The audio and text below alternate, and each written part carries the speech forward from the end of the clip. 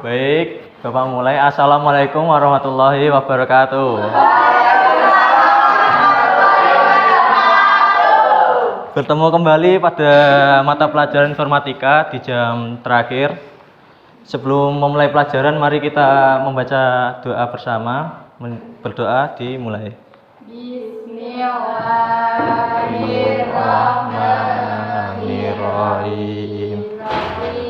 Itu billahi rabbal wa bil islami dina Muhammadin nabiyya wa rasulah rabbi zidni ilman nafi'ah warzuqni rahman wasi'ah Rabbi sodri wa yassirli amri wahlul 'uqdatam min lisani yafqahu qawli.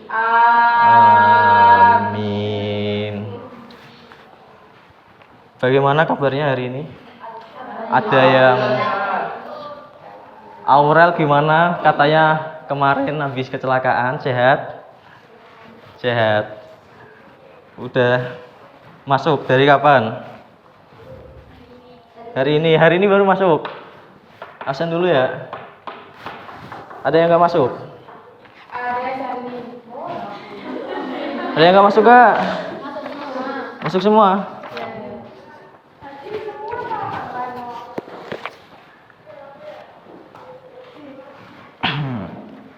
Bentar ya. Jam 10 sampai 12.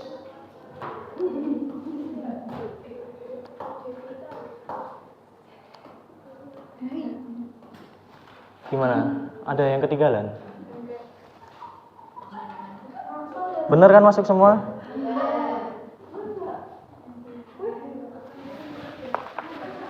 Ya sekarang sambil dibuka LKS-nya ya. Pelajaran informatika halaman bab berpikir komputasional.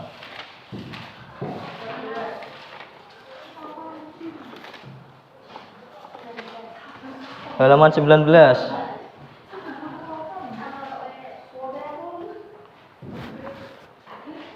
Pada materi kali ini yang akan dibahas ada berpikir komputasional, kemudian ada aspek berpikir komputasional, dan yang terakhir ada proses berpikir komputasional. Sebelumnya pada materi pertama kalau nggak salah sempat disinggung tentang landasan berpikir pada informatika, yaitu ada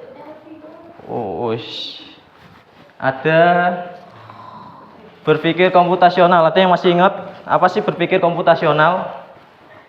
Artinya, apakah berpikir komputasional, komputer, berpikir seperti komputer, apakah seperti itu? Atau bagaimana? Ada yang masih ingat pada pertemuan pertama? Berpikir kritis, berpikir logis, terstruktur. Sebelumnya ini ada video, silahkan disimak terlebih dahulu. Ntar Bapak tanyain seputar berputar komputasional. Pengenalan computational thinking.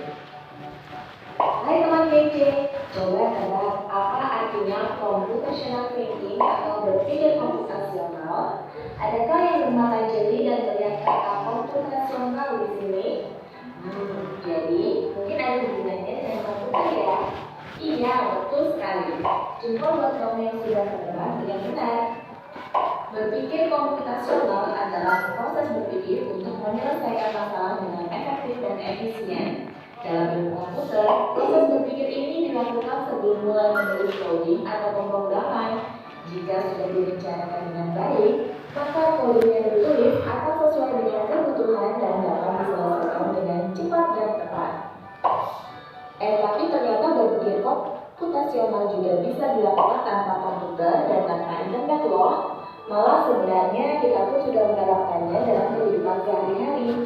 Mulai dari membaca buku, mencatat hingga menyiapkan tas untuk sekolah besok. Wah, kalau kita sudah bisa menerapkannya setiap hari, berarti kita semua sudah mahir dong. Belum tentu. Contoh-contoh tadi kan menerapkan berpikir komputasional pada masalah yang sederhana. Masih banyak nih masalah yang lebih kompleks, seperti misalnya mengatur keuangan bulanan, apa yang harus dilakukan kalau kamu tersesat di tempat baru, hingga memilih jurusan dan karir. Lalu yang lebih penting lagi, ketika kamu dewasa nanti, kamu akan menghadapi era industri 4 dan bahkan 5.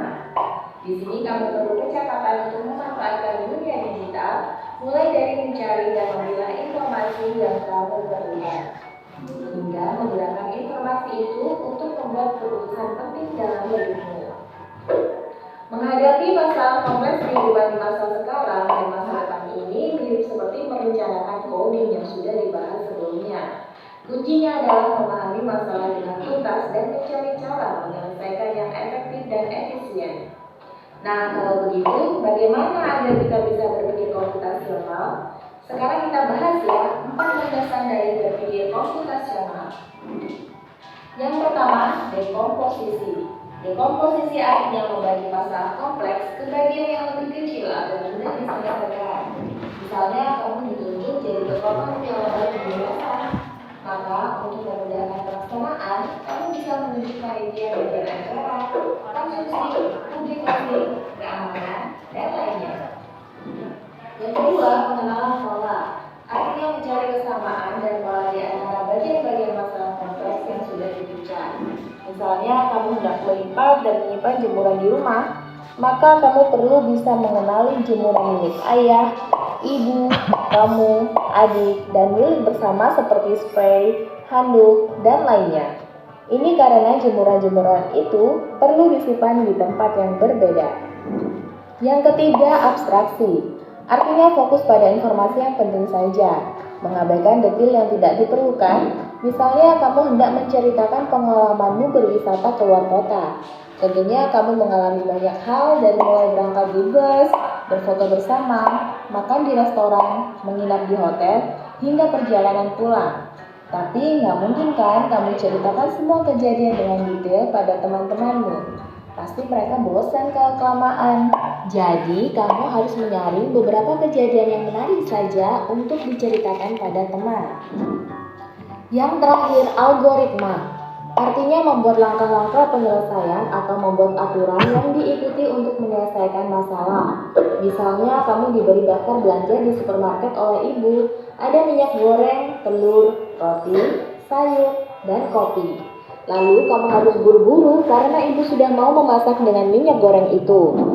Nah, kalau seperti ini, satu cara yang efisien misalnya mulai dengan mengambil barang yang paling dekat dari pintu masuk hingga terakhir yang paling dekat dengan kasir. Nah, itu dia 4 landasan berpikir komputasional yang perlu diterapkan untuk memecahkan masalah yang kompleks. Lalu berikutnya, apakah ada cara untuk mengasah kemampuan berpikir komputasional? Nah, itu ada. Selain bisa coba video tentang berpikir komputasional. Ada yang bisa nyimpulin nggak? Berpikir komputasional. Tunjuk. Tapi kalau misalnya kita kan disuruh ngambil barang yang kita dulu dong. Nah, kalau kita nggak tahu barangnya ya kita ya tetap muter-muter dulu ya. Nah, itu fungsinya. Contoh barang yang dicari apa? Misal minyak ya, kan kita nggak tahu tempatnya. Ya otomatis kita kan muterin dulu semua.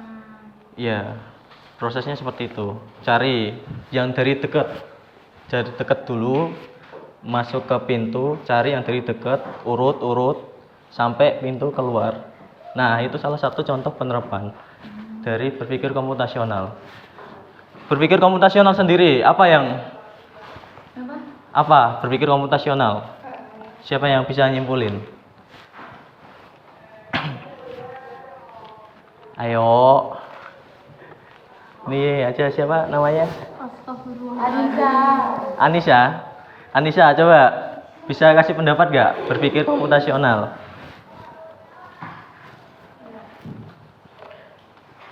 Tadi udah sempat dibahas. Pertama, berpikir komputasional, cara kita berpikir logis dalam menyelesaikan masalah untuk menemukan sebuah solusi. Contoh, semisal Bapak ada spidol. Semisal Yara tak suruh beli spidol. Langkah pertama apa yang diambil? Uang. Uang bisa. Langkah pertama, semisal cari spidol, kalian cari toko tuh yang paling dekat atau langsung yang jauh? Ya dekat dulu. Yang dekat dulu. Apa semua toko kalian kunjungi? Ya, Apa kita cuma ke toko yang peralatan? tanya dulu ada Nah, spidolnya. itu juga salah satu contoh penerapan dari berpikir komputasional. Jadi secara nggak langsung tuh kalian sebenarnya sudah banyak menerapkan berpikir komputasional. Cuma tidak sedetail itu, masih dasarnya. Selanjutnya ada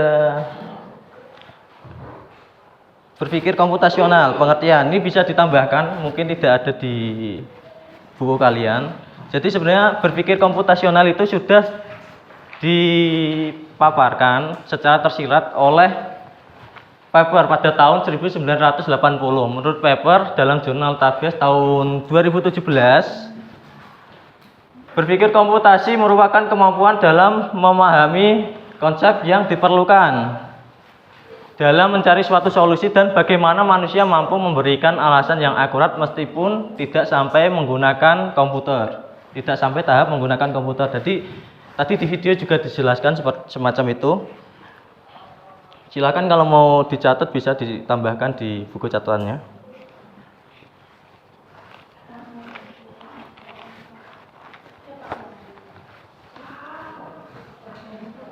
Kalau ada yang bawa HP bisa difoto. Ya mungkin lanjut dulu ya. Nah, kemudian pada tahun 2006 berpikir komputasional ini dipopulerkan kembali oleh Wing siapa ya? Pokoknya ahli di bidang informatika. Nah, menurut Wing, berpikir komputasional ini merupakan kecakapan dasar yang harus dimiliki seorang di abad 21. Kemarin sudah sempat disinggung. Kemampuan pada abad 21 yaitu tahun 2001 sampai 2100. Salah satunya ada berpikir komputasional. Di sini Wing mendefinisikan computational thinking sebagai kemampuan dalam menyelesaikan masalah dengan menggunakan komputer atau menggunakan langkah-langkah seperti bagaimana komputer menemukan solusi. Nah, penyebabnya yaitu kenapa Wing mempopulerkan kembali, karena pada saat ini masalah itu semakin rumit. Jadi manusia harus bisa mengembangkan pengetahuan dan bisa menemukan sebuah solusi. Kemudian menurut Wing, berpikir komputasional juga bukan hanya sekedar membuat program saja, akan tetapi belajar berpikir bagaimana seorang ahli program bekerja dalam membuat suatu program. Jadi bukan berarti berpikir komputasional itu kita berpikir seperti komputer, tapi bagaimana pola pikir kita dalam menyelesaikan suatu masalah secara logis, terstruktur, dan sesuai dengan solusi yang diberikan. Kemudian di buku juga dijelaskan berpikir komputasional memiliki fokus pada penyelesaian masalah atau problem solving untuk menemukan solusi yang efisien, efektif, optimal sehingga solusinya dapat dijalankan oleh manusia atau mesin. Mungkin lanjut ke slide berikutnya. Di sini aspek berpikir komputasi yang pertama ada dekomposisi. Dekomposisi itu apa? Bisa dibuka materinya di buku LKS. Nah, ya, memecahkan data yang kompleks menjadi bagian-bagian yang kecil. Kemudian ada mengenali pola. Mengenali pola. Apa itu mengenali pola?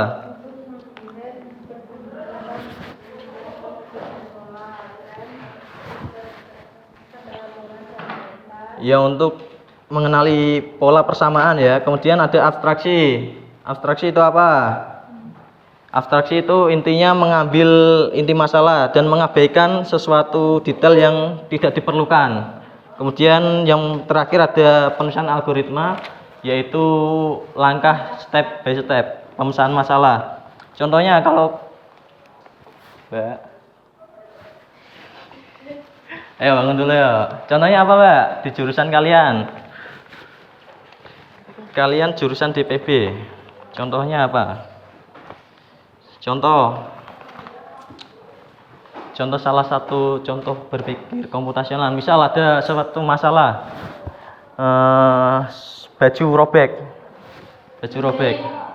Dari komposisi kita pertama jangan langsung bingung, dicari dulu, dibagi permasalahan menjadi beberapa bagian yang lebih simpel. Misal dicek dulu sobeknya di bagian mana, kemudian dicek lagi seberapa lebar sobeknya, kemudian ada mengenali pola, belajar dari pengenalan pola. Kalau sobeknya lurus, ntar bagaimana kita menanganinya.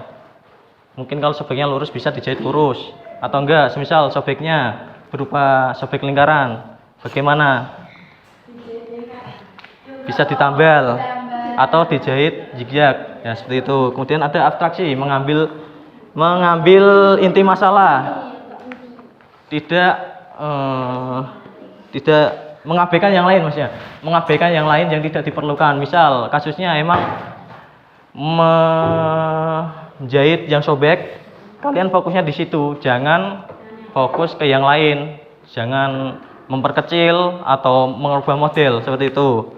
Kemudian ada penulisan algoritma. Algoritma ini adalah langkah-langkah step by step dari kalian mengecek sampai menyelesaikan suatu masalah. Ya mungkin seperti itu. Ada yang pengen ditanyakan atau didiskusikan?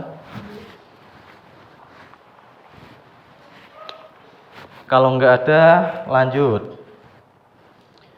Ini dalam proses berpikir komputasional terdapat 3 tahapan proses. Yang pertama ada searching, pencarian, kemudian yang kedua pengurutan, kemudian yang ketiga ada tumpukan atau antrian.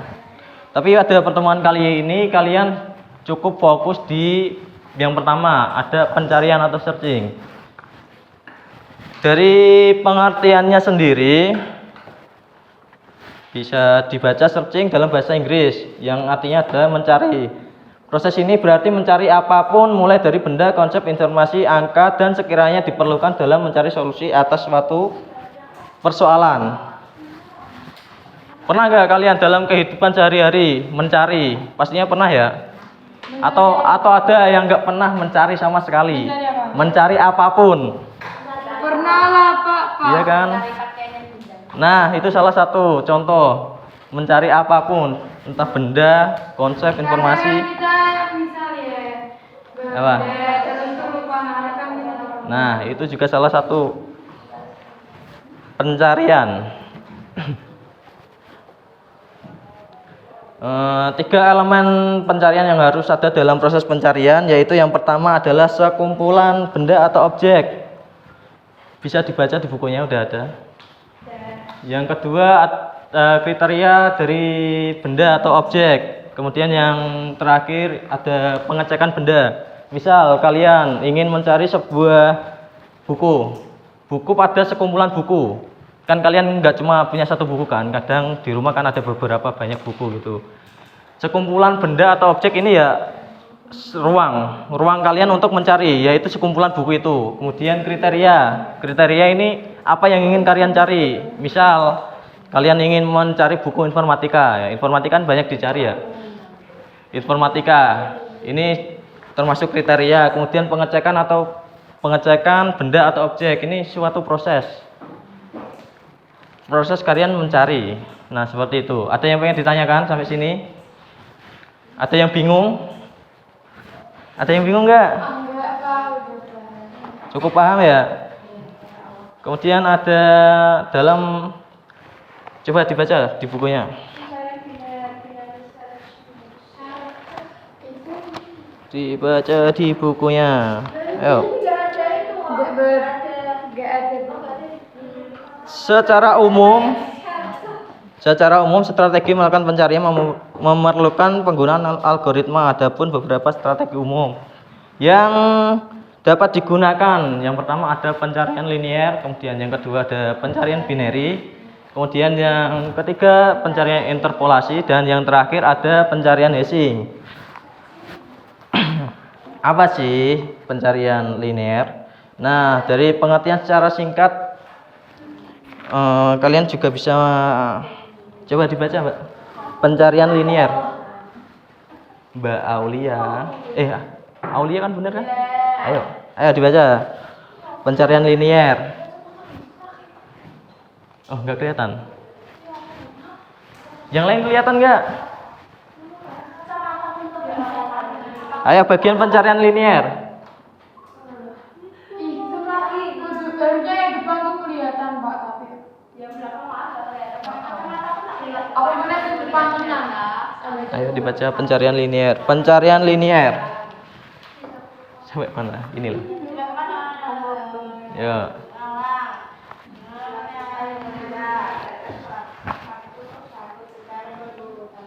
Nah. Jika data yang diinginkan ditemukan atau mencapai akhir kumpulan Contoh dari pencarian linier.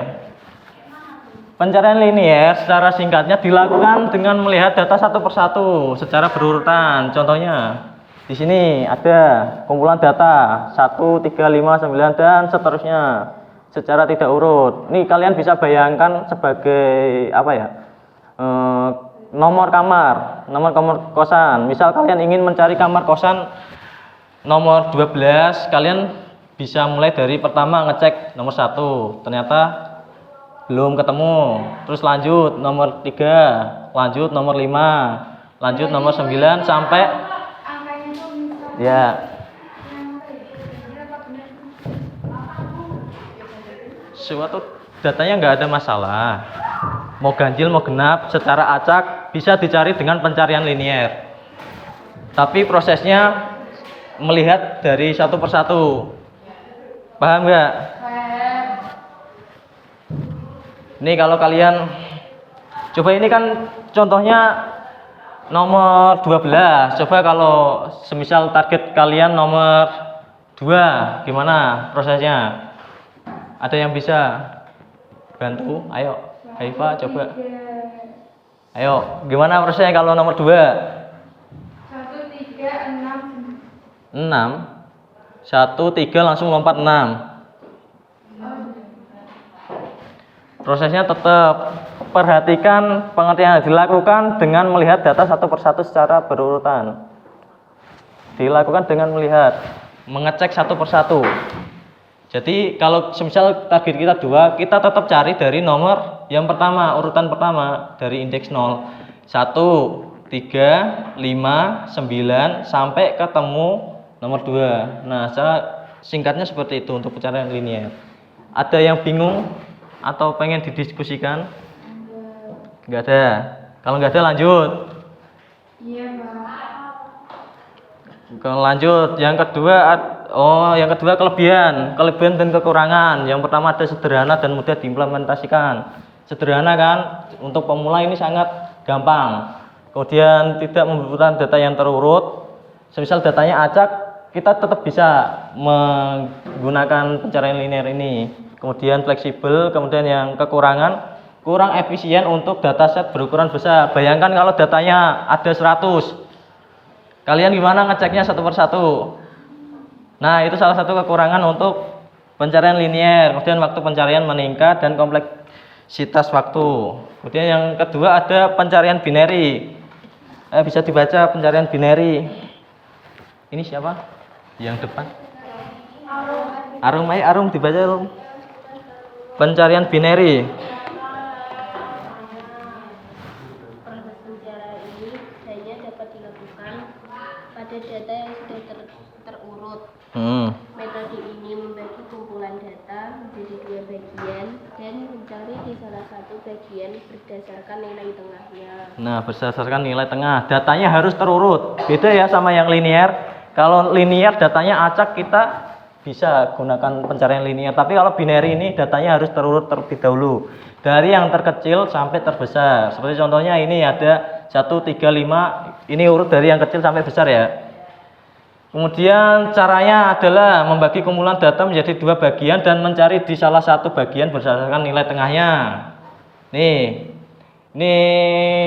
contoh analoginya, misal kalian ke perumahan ada rumah dengan nomor 1 acak tapi urut.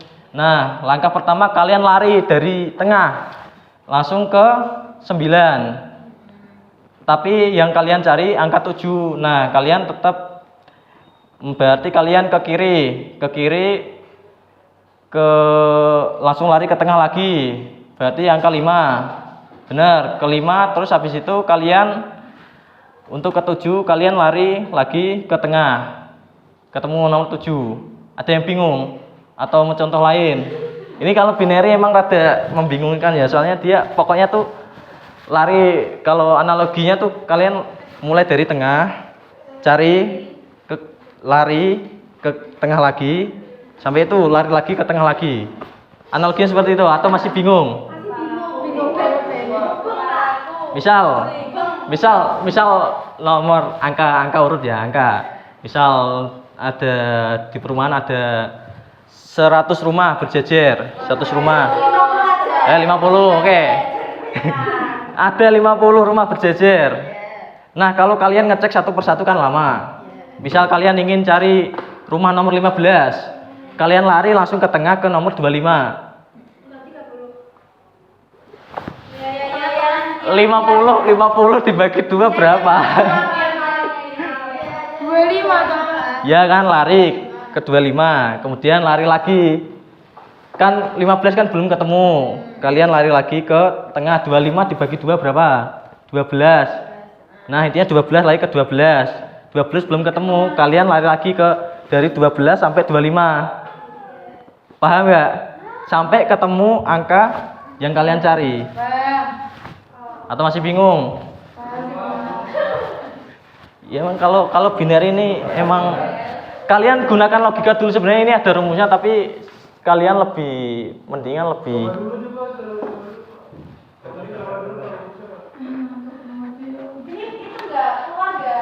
gambar. Ya ini misal ya, ini ya contoh yang ini. Gunakan contoh yang ini. Misal ini kalian targetnya angka 7. Kalian lari ke tengah langsung ke angka 9. Nah, angka 9 kan kalian belum ketemu 7. Nah, kalian mulai lagi dari bagian 1 sampai 9. Tengahnya berapa? 5. Sampai sini bingung? Sampai sini bingung nggak?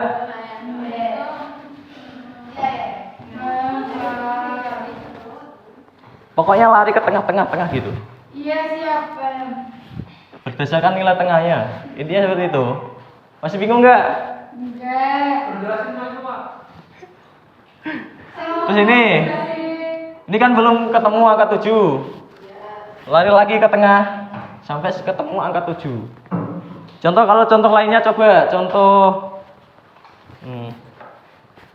Kalau contoh cari angka 13. Ini targetnya 13 sekarang. Gimana? Prosesnya tetap sama, kita ke tengah dulu, ke angka 9. 9 belum ketemu, kita lari lagi ke sini. Ya, ke sini. Sampai ketemu angka 13. Paham nggak?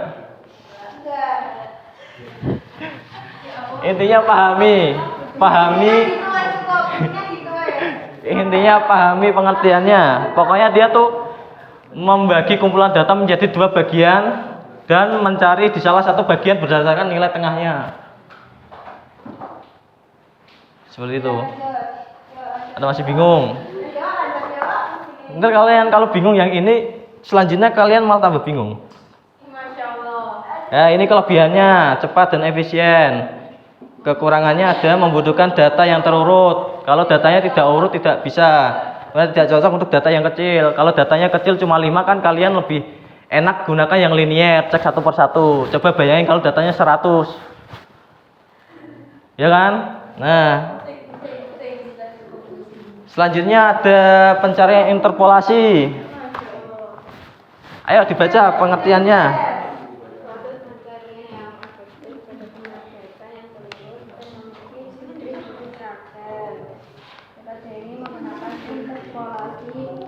Matematis untuk memikirkan posisi elemen yang dicari. Pencarian ini memiliki keunggulan berupa kecepatan yang lebih tinggi dan memerlukan banyak perbandingan. Nah, intinya tuh untuk interpolasi ini untuk memperkirakan posisi. Ini ada sebuah data dari indeks 0 sampai indeks 9. Halo. Itu. Ngantuk. Dari indeks 0 sampai indeks 9, datanya ada 10 dan lainnya. Kita ingin mencari yang 19. Rumusnya seperti ini. Kenapa?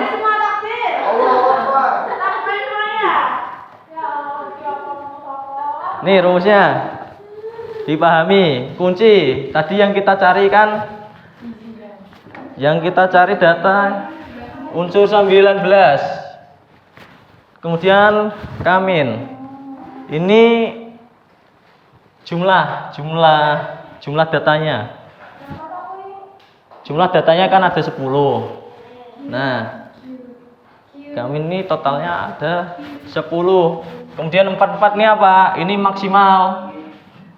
Maksimal tadi ada yang paling gede 44. Paham sampai sini?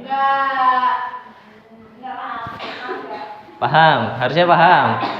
44, 0 ya sama ini tadi.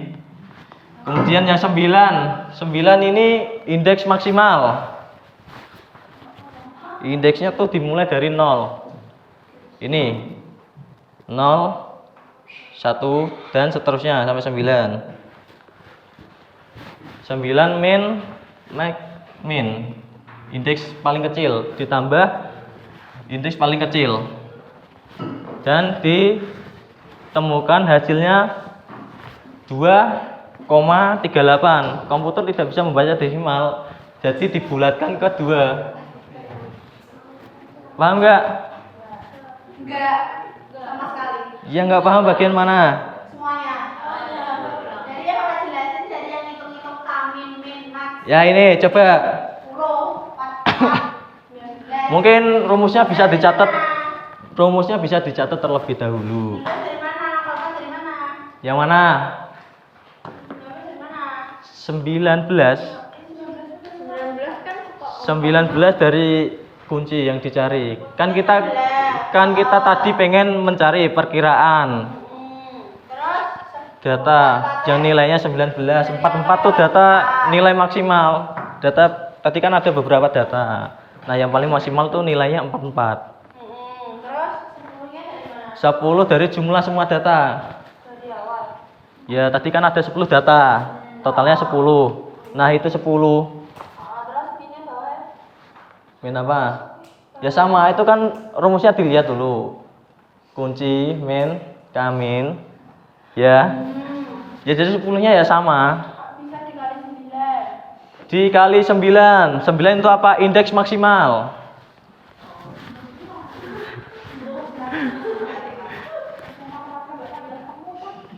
Tapi enak ini kan daripada matematika, lebih seru. Ini indeks. Indeks 0 untuk data pertama. Indeks 1, kedua dan seterusnya. Jadi indeks itu tetap dimulai dari 0. Kenapa tadi 9? Indeks maksimalnya. Paham nggak? Enggak. Indeks maksimalnya. Entah. Sebenarnya bisa kalau mau dicatat buat tambahan, soalnya ini di buku tulis, di buku LKS nggak ada. Nah ini kan posisi ditemukan hasil akhirnya pada indeks kedua. Kemudian dicek apakah benar 19 pada indeks kedua, sudah sesuai. Seperti itu. Ini untuk perkiraan posisi kalau interpolasi. Ini mau dicatat. Cepat ya nyatetnya ya. 1 menit. Sabar. Kurang sabar apa? Ya, matematika. Iya kan itu saling berhubungan. Kemarin kan sempat disinggung tentang PLB, praktek lintas bidang. Ya itu saling berhubungan.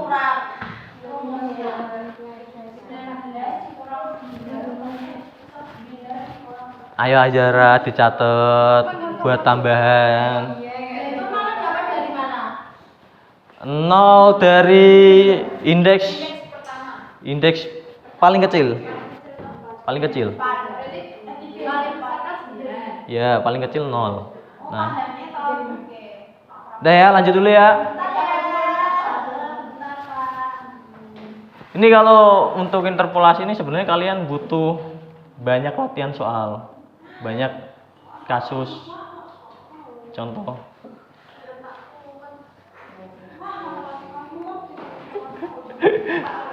Sabar. Tetap semangat menjalani hidup dan bertemu informatika. Ayo lanjut dulu ya. Ini hasilnya udah sesuai. Kemudian yang terakhir, ini tidak ada rumus perhitungannya untuk guessing. Kalau kalian baca di buku LKS, metode ini menggunakan fungsi hash untuk mengkonversi nilai kunci pencarian menjadi indeks di dalam struktur data hash. Data hash adalah representasi numerik tetap yang dihasilkan dari data input menggunakan fungsi hash. Fungsi hash adalah algoritma matematika yang mengkonversi. Ya kan memang saling berhubungan. Yang mengkonversi nilai input data menjadi serangkaian karakter atau nilai numerik dengan panjang tetap. Pencarian dilakukan di indeks tersebut untuk menemukan elemen yang dicari. Kira-kira kalian paham nggak? Nggak paham? Nah, makanya ini fungsinya untuk analogi. Analoginya di sini. Ini kalian untuk guessing emang sedikit rada rumit kalau dijelaskan dengan bahasa. Jadi analoginya bayangkan kalian mencari buku di perpustakaan dan petugas memberikan sebuah kode. Nah, ini kode tuh hasil dari fungsi hash. Kode rak yang dihitung dari nomor katalog buku. Nah, dengan kode itu kamu langsung bisa menuju. Semisal kamu cari buku informatika, kodenya ada di B sekian sekian sekian. Nah, itu ada di rak sekian. Nah, itu kalian bisa langsung mengecek rak tanpa harus melihat rak lainnya. Jadi kalian bisa langsung menuju ke rak tersebut seperti itu. Sampai sini apakah ada pertanyaan? Tidak ada? Kalau tidak ada, sekian dan terima kasih. Belum selesai.